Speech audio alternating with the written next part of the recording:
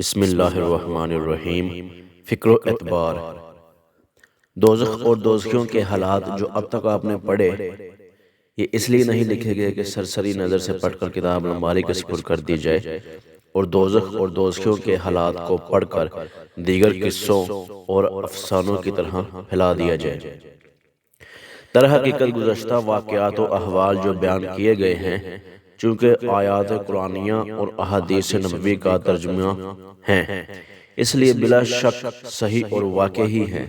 اگر ان کو بار بار پڑھا جائے اور اپنی بدعمالیوں پر نظر کی جائے تو سخت سے سخت دلوں والا انسان بھی اپنی زندگی کو بہت آسانی سے پلٹ سکتا ہے اور اپنے نفس کو دوزخ کے حالات سمجھا کر نیکیوں کے راستے پر ڈال سکتا ہے، بشرطے کہ خداوند عالم اور اس کے رسول صلی اللہ علیہ وآلہ وسلم کو سچا سمجھتا ہو اور ان کے بتائے ہوئے احوال دوزخ کو صحیح اور واقعی مانتا ہو۔ مومن بندے نے ہمیشہ اپنی زندگی کا حساب کرتے رہتے ہیں اور اللہ جل شانہ کی بارگاہ میں دوزخ سے پناہ میں رہنے کی دعا کرتے رہتے ہیں۔ بھلا ہو سکتا ہے کہ جو شخص ان حالات کو صحیح سمجھتا ہو وہ اپنی زندگی کو دنیا کی لذتوں اور فنا ہو جانے والی عزت اور دولت کے حاصل کرنے میں گوا دے۔ رسول خدا صلی اللہ علیہ وآلہ وسلم نے فرمایا ہے کہ دوزخ لذتوں میں چھپا دیا گیا ہے، جنت ناگواریوں میں چھپا دی گئی ہے۔ یعنی لذتوں میں پڑھ کر زندگی گزارنے والے وہ کام کر رہے ہیں جن کے پردہ میں دوزخ ہے، اور نفس کو ناگواریوں میں پھنسا کر اچھے عمل کرنے والے وہ کام کر رہے ہیں جن کے پردے میں جنت ہے۔ ان لوگوں کو جہنم کے حالات کا پتہ ہی نہیں، جو خودکشی کر کے یہ سمجھتے ہیں کہ مصیبت سے چھٹکارا ہو جائے گا، اور جو دنیا کی سختی اور مشقت سے گھبرا کر یوں کہہ دیتے ہیں کیا خدا کے یہاں میرے لیے دوزخ میں بھی جگہ نہیں ہے۔ حقیقت یہ ہے کہ اگر دوزخ کی آگ، اس کے سانپ، بچھو، آگ کے کپڑے، عذاب کے طریقے، دوزخ کی خوراک وغیرہ کا دھیان رہے تو میونسپلٹی اور اسمبلی کی کرسیوں کے اعزاز حاصل کرنے والے، روپیہ جمع کرنے اور بلڈنگ و جائیداد بنانے والے ہرگز ان چیزوں میں پڑھ کر اور بڑے بڑے گناہوں میں مبتلا ہو کر اپنی آخرت خراب نہیں کر سکتے۔ بھلا جسے دوزخ کی بھوک کی خبر ہو وہ روزہ چھوڑ سکتا ہے، اور جو دوزخ کی بے چینی سے واقف ہو وہ ذرا سی نیند اور فانی آرام کے لیے نماز برباد کر سکتا ہے، اور جو دوزخ کے سانپ بچھوؤں کے ڈسنے کی سوزش سے باخبر ہو وہ یوں کہہ سکتا ہے کہ داڑھی رکھنے سے کھجلی ہوتی ہے۔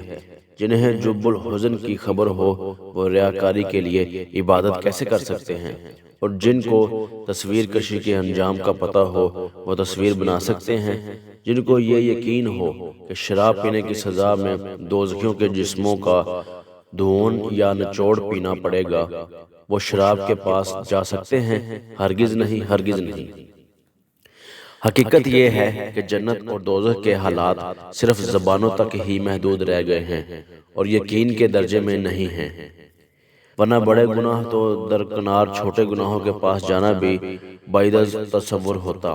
حضرت علی کرم اللہ وجہہ الکریم فرماتے تھے کہ اگر جنت اور دوزخ میرے سامنے رکھ دیے جائیں تو میرے یقین میں ذرا سا بھی اضافہ نہ ہوگا، یعنی میرا ایمان بالغیب اس قدر مضبوط ہے کہ آنکھوں سے دیکھ کر بھی اتنا ہی یقین ہو سکتا ہے جتنا بغیر دیکھے ہے۔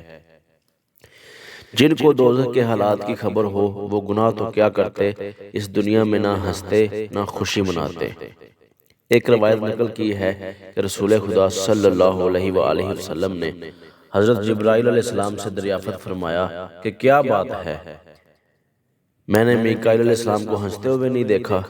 عرض کیا جب سے دوزخ کی پیدائش ہوئی ہے میکائیل علیہ السلام ہنسے ہی نہیں۔ صحیح مسلم کی ایک روایت میں ہے کہ رسول خدا صلی اللہ علیہ وآلہ وسلم نے ایک مرتبہ ارشاد فرمایا کہ اس ذات کی قسم جس کے قبضہ میں میری جان ہے، اگر تم نے وہ منظر دیکھا ہوتا جو میں نے دیکھا ہے تو تم ضرور کم ہنستے اور زیادہ روتے۔ صحابہ رضی اللہ عنہ نے عرض کیا آپ نے کیا دیکھا؟ ارشاد فرمایا میں نے جنت اور دوزخ دیکھے۔ حضرت ابن مسعود رضی اللہ تعالیٰ عنہ فرماتے ہیں مجھے تعجب ہے کہ لوگ ہنستے ہیں حالانکہ ان کو دوزخ سے بچنے کا یقین نہیں ہے۔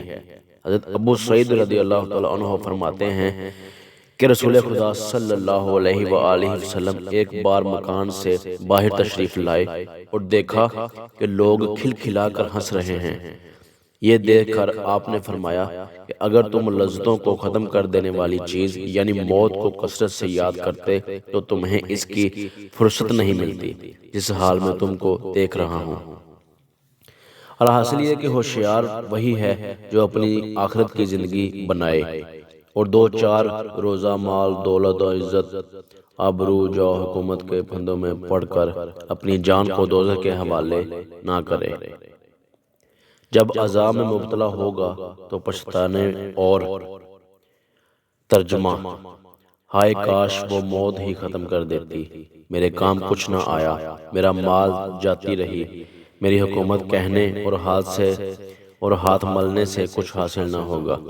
جنت جیسی آرام کی جگہ کی طلب سے لاپرواہی اور دوزخ جیسے بے مثل دارالعذاب سے بچنے کی فکر سے غفلت بے عقلوں ہی کا کام ہو سکتا ہے کہ رسول خدا صلی اللہ علیہ وآلہ وسلم نے فرمایا ہے کہ جنت کو طلب کرو جتنا تم سے ہو سکے اور دوزخ سے بھاگو جتنا تم سے ہو سکے، کیونکہ جنت کا طلبگار اور دوزخ سے بھاگنے والا لاپرواہی کی نیند سو نہیں سکتا۔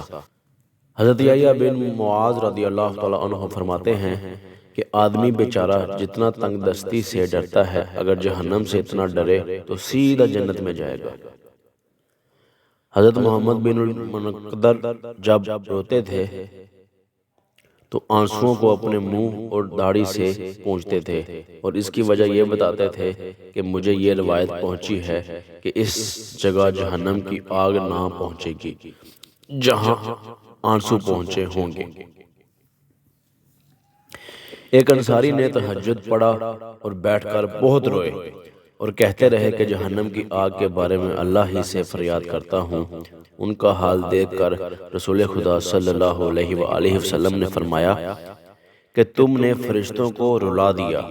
حضرت زین العابدین رضی اللہ تعالیٰ عنہ ایک مرتبہ نماز پڑھ رہے تھے کہ گھر میں آگ لگ گئی، مگر آپ نماز میں مشغول رہے۔ لوگوں نے پوچھا کہ آپ کو خبر نہ ہوئی؟ فرمایا کہ دنیا کی آگ سے آخرت کی آگ نے غافل رکھا۔ ایک صاحب کا قصہ ہے کہ رات کو سونے کے لیے بستر پر جاتے اور سونے کی کوشش کرتے مگر نیند نہ آتی تھی، لہٰذا اٹھ کر نماز شروع کر دیتے تھے اور بارگاہ خداوندی میں عرض کرتے تھے کہ اے اللہ، آپ کو معلوم ہے کہ جہنم کی آگ کے خوف نے میری نیند اڑا دی، پھر صبح تک مشغول نماز میں رہتے۔ حضرت ابو یزید ہر وقت روتے ہی رہتے تھے۔ اس کا سبب پوچھا گیا تو فرمایا کہ اگر اللہ کا یوں ارشاد ہو کہ گناہ کرو گے تو ہمیشہ کے لیے حمام غسل خانہ میں قید کیے جاؤ گے تو اس کے خوف سے میرا آنسو ہرگز نہ تھمے گا۔ پھر جب کہ گناہ کرنے پر دوزخ سے ڈرایا جس کی آگ 3000 سال تک گرم کی گئی ہے تو میرے آنسو کیسے رکیں گے؟ اللہ تعالی ہم سب کو فکر آخرت، فکر جہنم کرنے کی توفیق عطا فرمائے، اچھے کام کرنے کی توفیق عطا فرمائے۔ دوستو ہماری ویڈیو اچھی لگی اور امید ہے کہ اچھی لگی ہوگی تو دوستوں کے ساتھ بھی شیئر کریں، لائکس کریں اور ہمارا چینل سبسکرائب کریں۔ جزاک اللہ خیر۔